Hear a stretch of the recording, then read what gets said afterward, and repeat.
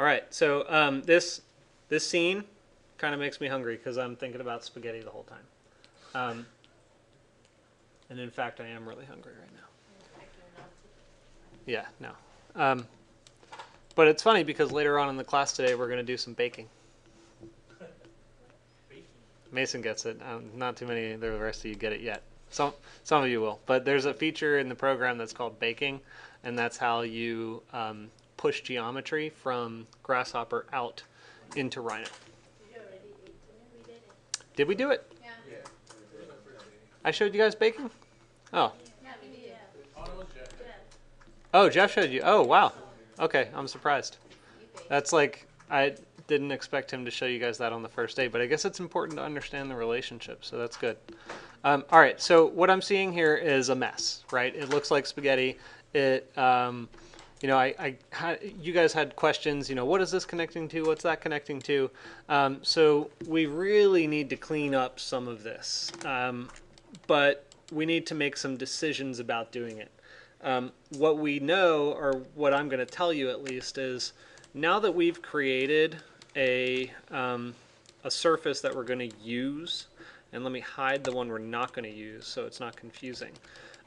We've created a surface we're going to use, and the next fold obviously is going to come off of this top surface, or I'm sorry, this top edge of the surface.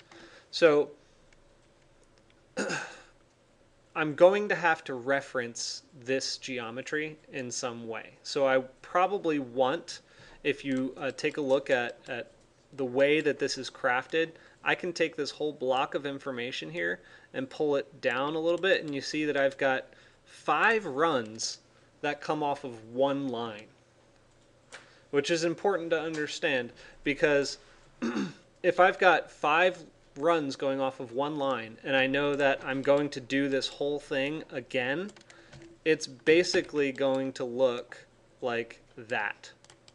And if I do it again, it's going to look like that. And so if I need to fold and fold and fold more than, 2 times, it's going to be a real mess. So you can see the way that this starts to formulate. It gets to be something that gets out of hand very quickly. So my suggestion to you is, and I'm going to go through this pretty slowly so that you really understand, is take a look at what you're creating. And this is not just for this one, but anytime that you're creating a definition in Grasshopper. And if you see anything that's redundant like that, where a whole lot of references are coming from the same place, it's probably a good idea to make a wireless connection with a keyword. And for me, I kind of set it up like this. Like I'll create, an idea block, or sorry, a source block. So I've got a source block up here that has my baseline. And my baseline is going to have a connection. My baseline is going to have a connection where I can funnel information from a parameter to another parameter. But before I get to connecting that to everything else, I'll first kind of go through some of the connections that you might have trouble with here. So notice how this one right here is a little messy. I've got irradians that I could either pull out, but it's going to create a cross there, or put in and then pull this one out, but it's going to be really messy because this is just so long. If you need to create a small jump from one place to another, it's pretty simple because you can just pull this off and then create your connection virtually. So if I did something like, well, these aren't really good examples.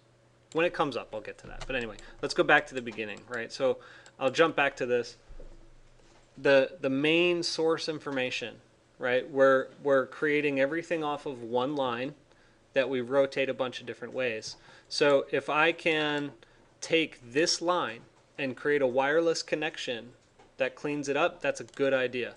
So if I go up to params, right? Remember I said these are empty. These params are empty data housings that can take either numbers or text or geometry or lists, lists of anything.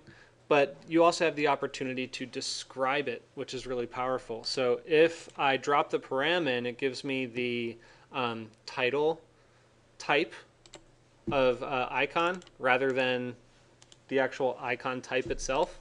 And that's important because I think the reason it defaults to that, even when everything else defaults to an icon or a description, is because you can right click it and call it something. Baseline or base curve, CRV. So here's the real trick, the way that I do it anyway, is you want to think ahead to your copies, because copy will retain all of your connections. So if I place my base curve to that, and then I go down here and I create two more, right? So I say, all right, I've got a connection down here and a connection over here. Then I have to go up here and connect this one, bring it down, make it wireless, right? Then go over here, do the same thing. Need to go up to the top, bring it down, make it wireless. That's a pain. I don't want to do it that way. So the key is I want to take this base curve, make a second one, and connect those two. And this is very, very important, because now if I connect these two, I can make this one wireless like that, and it still retains the connection. But if I need 5 of them, I can copy 1, 2, 3, 4, 5, and all of them are connected.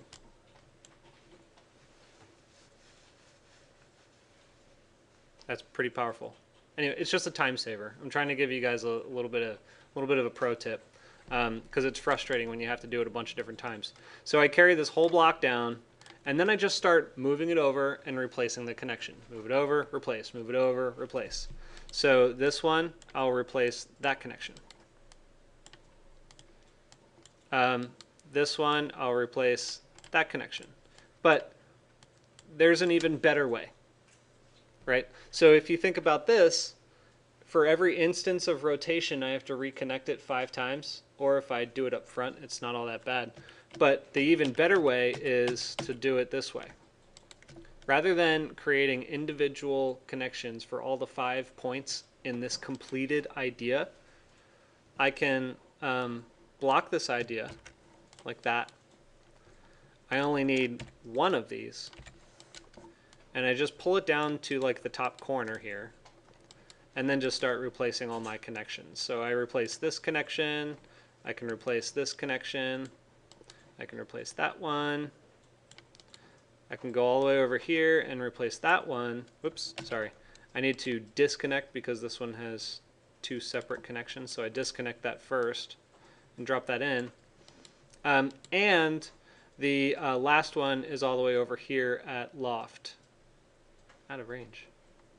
That's weird.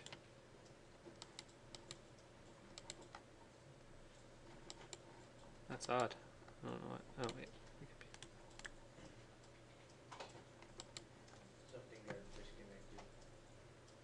Yeah, I must have.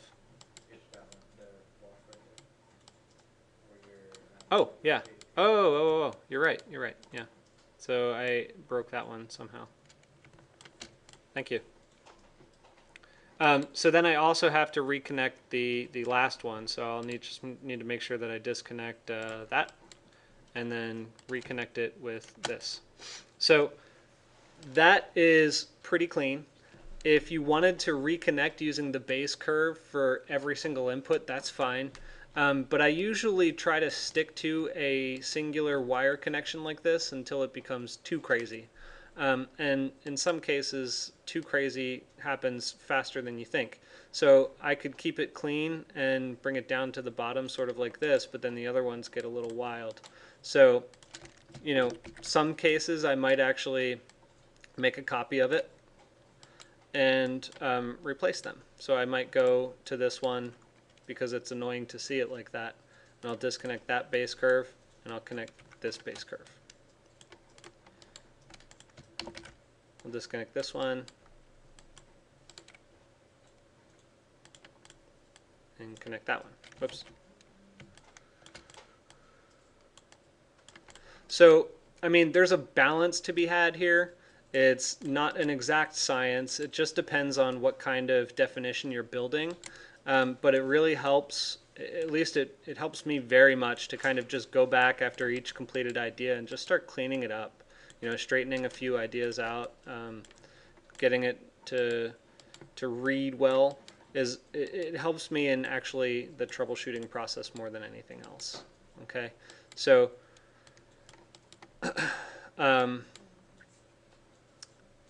that said, what questions do you have about cleaning up the completed idea and making wireless displays? Pretty simple, right? When you see it in action. All right.